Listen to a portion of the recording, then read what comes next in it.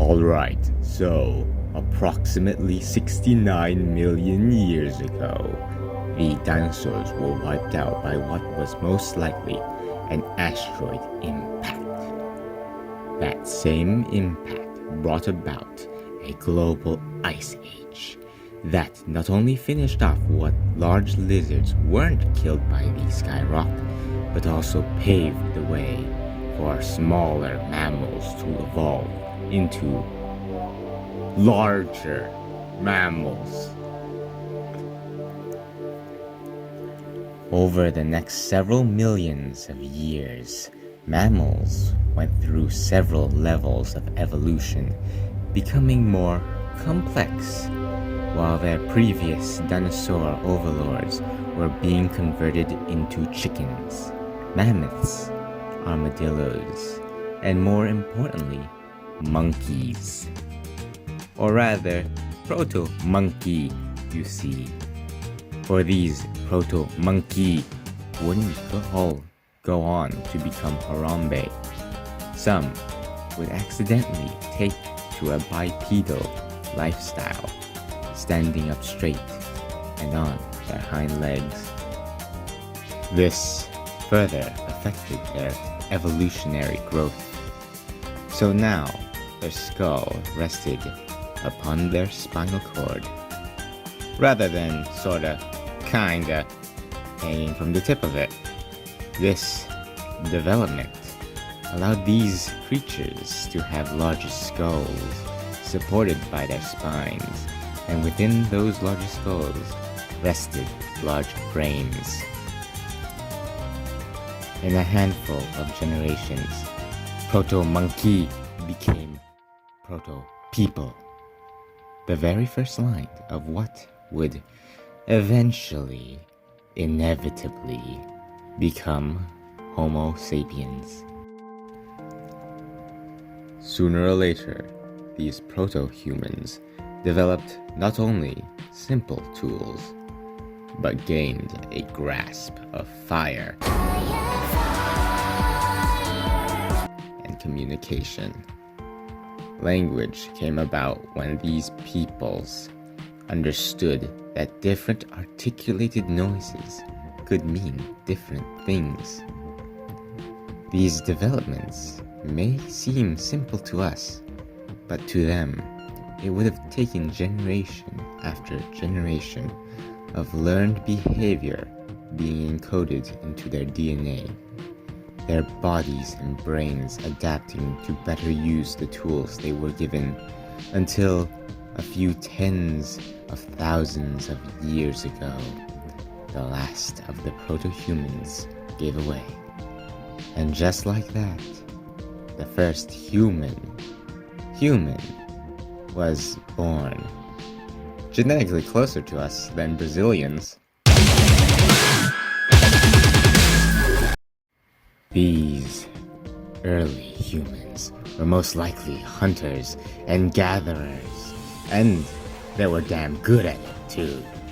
They had the ability to stalk their prey, Terminator style, for fucking miles, while most other creatures relied on packs or quick bursts of speed to escape.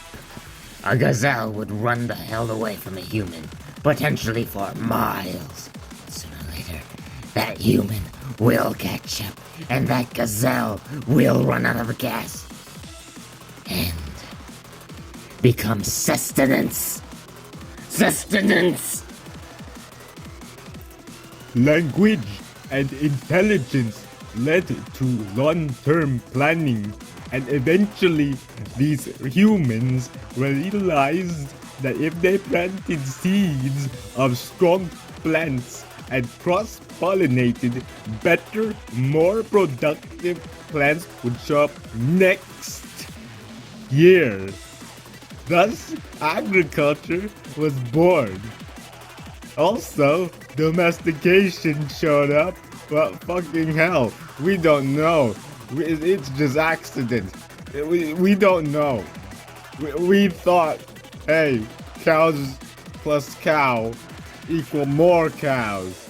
Alright? Crops being replenishable meant that the nomadic people started to settle down in proto-villages, which over time became towns, cities, nations. The first civilization popped up a fucking while ago, yes, but it has been already tens of thousands of years after people appeared for real. This process took a while. These civilizations popped up all over the place, with Rome eventually appearing as the absolute pinnacle of these civilizations, outshining not only its contemporaries and predecessors, but all others to ever exist, ever. But just like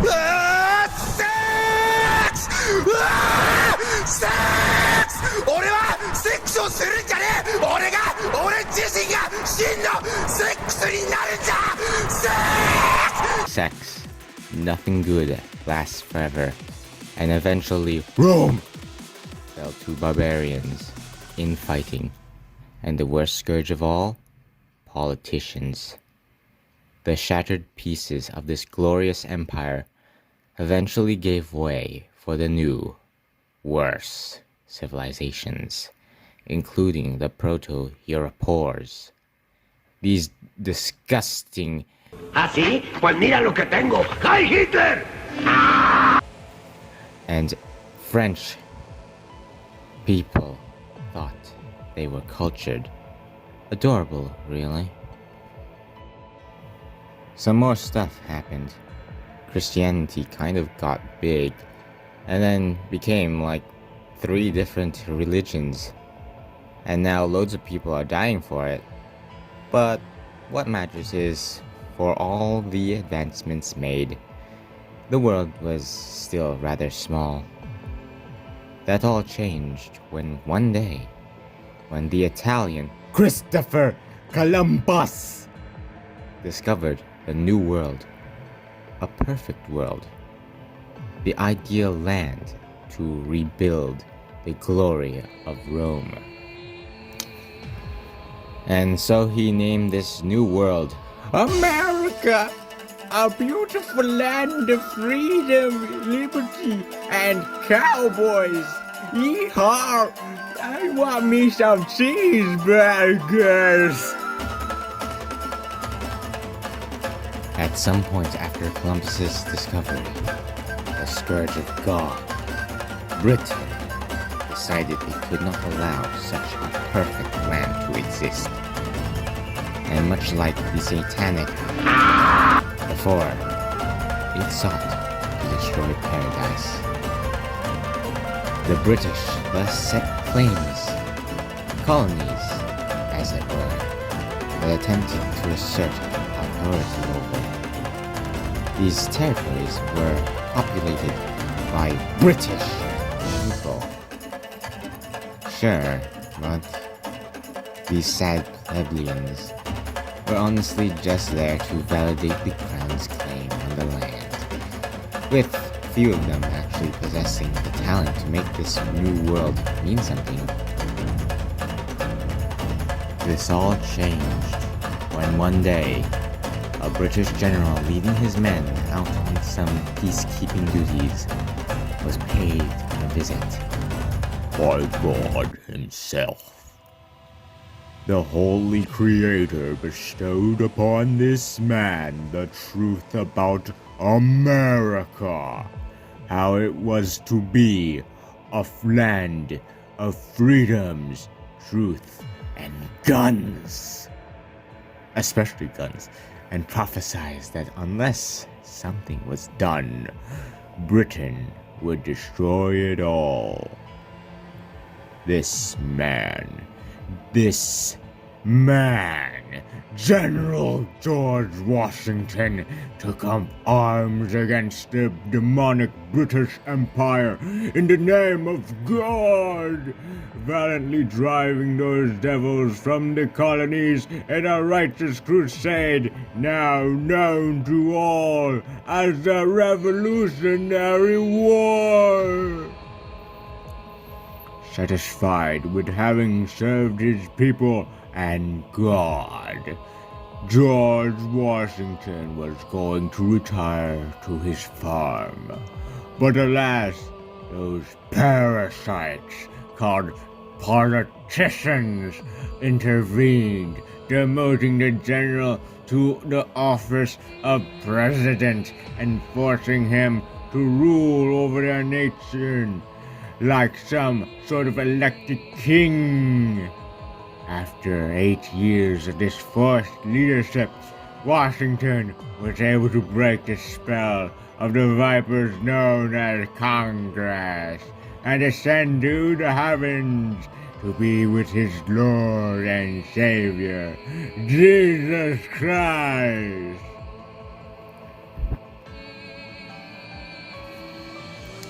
Over the next 200 years, this great nation, the United States of America, has had its ups and downs, its highs and lows, but always in the background, those treasonous vipers, the politicians, were at work, doing whatever they could to ruin paradise. They would stop at nothing to cause chaos and destruction across the continent, using vile, arcane rituals to spread their evil through acts like the Louisiana Purchase. Eventually, their hold on paradise was strong, too strong for even God to intervene. At least, that's when... At least, that is what they told themselves.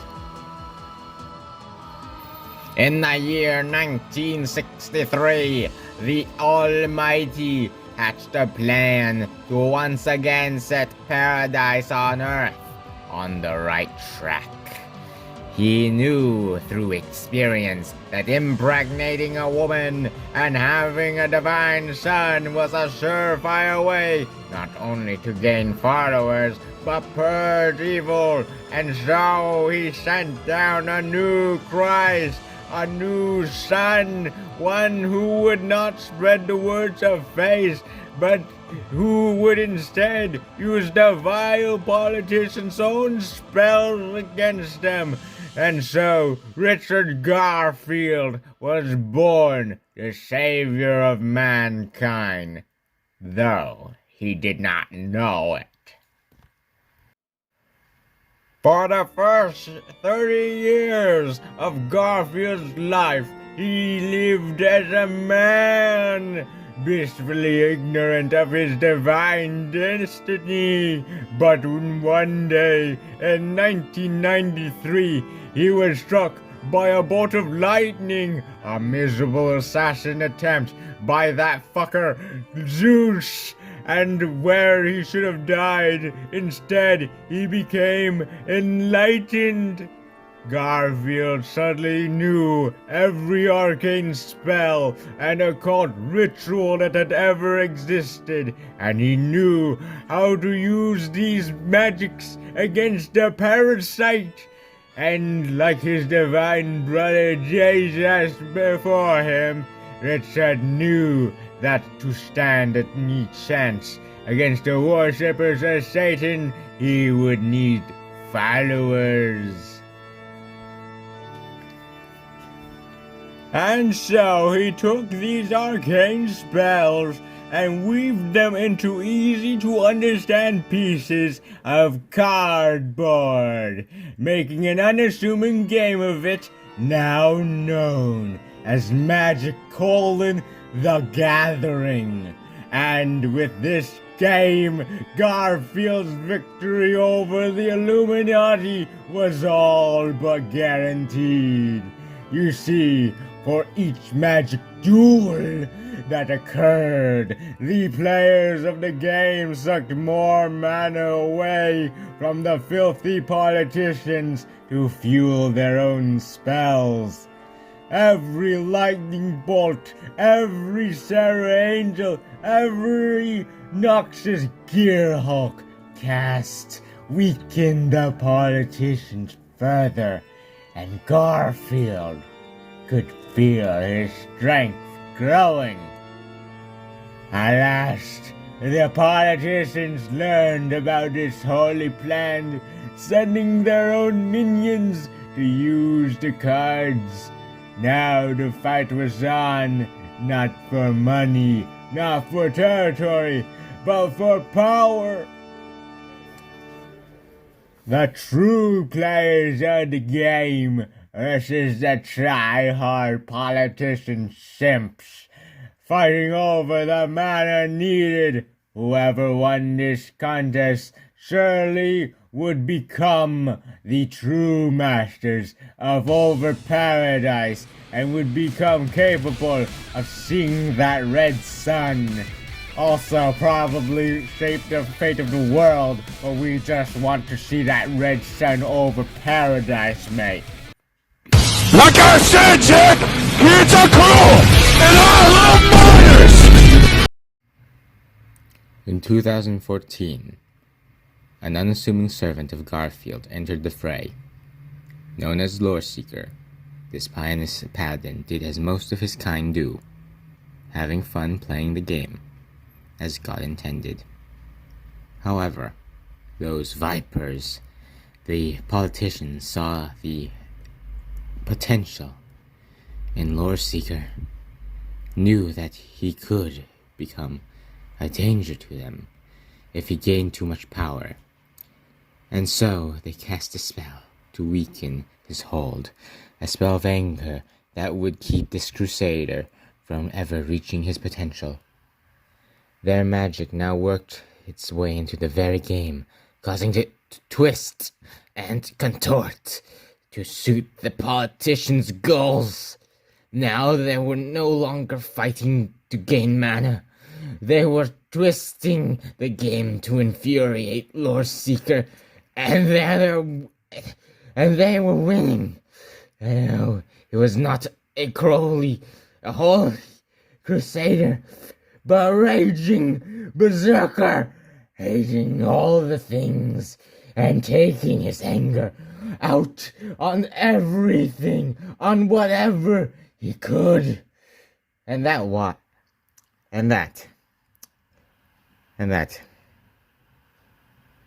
dear devil, is why he'll be punching Eld in the face. Making a mother of all omelets here, Jack. Can't spread over every egg.